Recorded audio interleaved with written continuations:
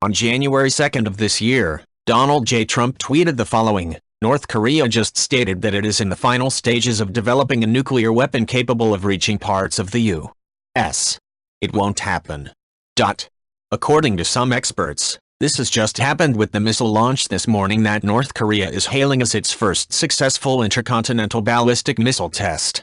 Although it's important to state that initial American statements stated that the missiles didn't pose a threat to North America, various independent experts are suggesting that although the missile cannot reach the American mainland, that it has a range of 6,700 kilometers, which would mean it could strike most of Alaska.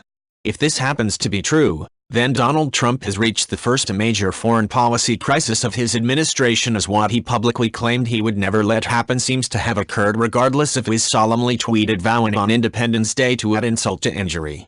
There are a few options that the Trump administration can now take, and they range from bad to catastrophic. They could downplay the incident and carry on business as usual, but being the whole purpose of the North Koreans in doing this was to force the Americans to recognize it as a nuclear power, then the chances are that North Korea would conduct future tests in a way to avoid all doubt over the range of their missile. The easiest thing would be to accept North Korea as a nuclear power, but that would mean America and Trump admitting to public humiliation and thus failure. Trump said he'd make America great again.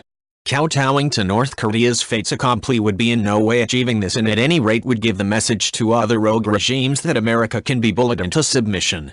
If North Korea was accepted as a nuclear power, it would also be the most untrustworthy one, judging by its overreaction a few years ago to a Hollywood comedy about its leader.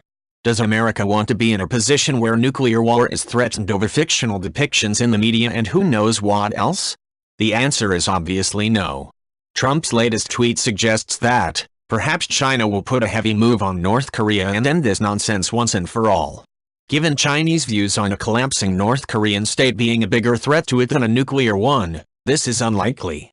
And it is especially unlikely given that large columns of trucks full of military hardware have been crossing the Chinese-North Korean border in the last week, something China cannot be unaware was happening.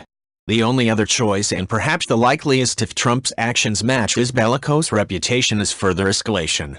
The best of a bad bunch of possible moves is if America further increased sanctions and the pressure on North Korea without resorting to military action, but even this is a temporary fix, as North Korea would continually up the ante until either America accepted it as a nuclear power or we move to the most extreme of actions, that being war. War with North Korea would involve the first use of nuclear missiles since the Second World War, the worst American military casualties since Vietnam, and countless civilian deaths in North and South Korea, Japan, and now possibly Alaska. It is not an option to be taken lightly or to be wished for by anyone with the slightest slither of humanity.